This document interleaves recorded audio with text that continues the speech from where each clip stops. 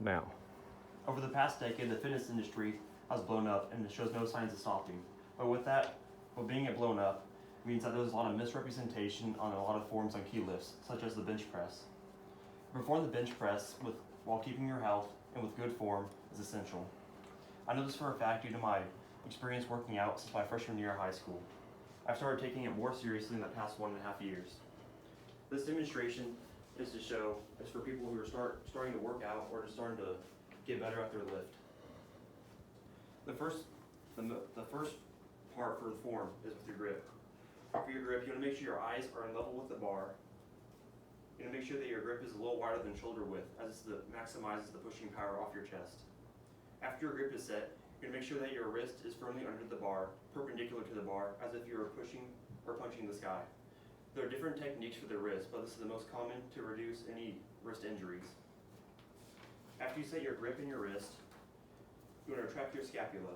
Your scapula is your shoulder bones. To do this, you want to push your shoulder blades back as if you're trying to make them touch each other. This reduces the risk of any shoulder impingement or any shoulder injury during the lift, as well as puts more emphasis on the chest during this lift. Also helps provide stability throughout the lift. After you retract your scapula, you want to make sure that your arch is in place. While making your arch, you want to make sure that your butt is firmly on the bench at all times, which provides extra stability, just like the shoulders. After you make your arch, you want to make sure that your legs are firmly on the ground. To do this, you're going to make sure they aren't too far in front or behind your body, and you want to make sure they can push through your toes into your shoe and into the ground, providing stability and extra stability throughout the movement. Now it's time to press the weight. The main focus, you want to make sure that you're tight everywhere, especially in your core and in your quads.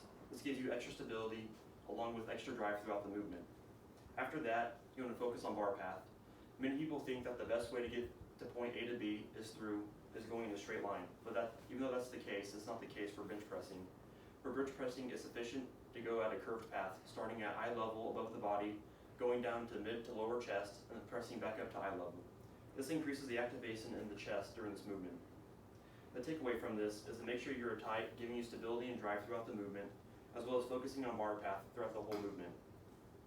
After this, there are two different training types to build muscle that are most common. The first is progressive overload. Progressive overload, also known as strength training, focuses on increasing strength over time. This then increases the amount of muscle fiber damage and allows you to grow back muscle bigger and stronger than before. A good example of this is powerlifters. Powerlifting is focused on just lifting as much weight as you can while with the best form. Even though progressive overload is the main focus of all training, it's not the only type of training. The other type of training is hypertrophy. Hypertrophy focuses on volume rather than weight. When you focus on volume, you put emphasis more on one muscle than the other, thus increasing the muscle fiber damage and increases more blood flow through the muscle, giving you a pump. A great example of this is in bodybuilding. In bodybuilding, they aren't focused on lifting the most weight as possible as much as they are looking big on stage.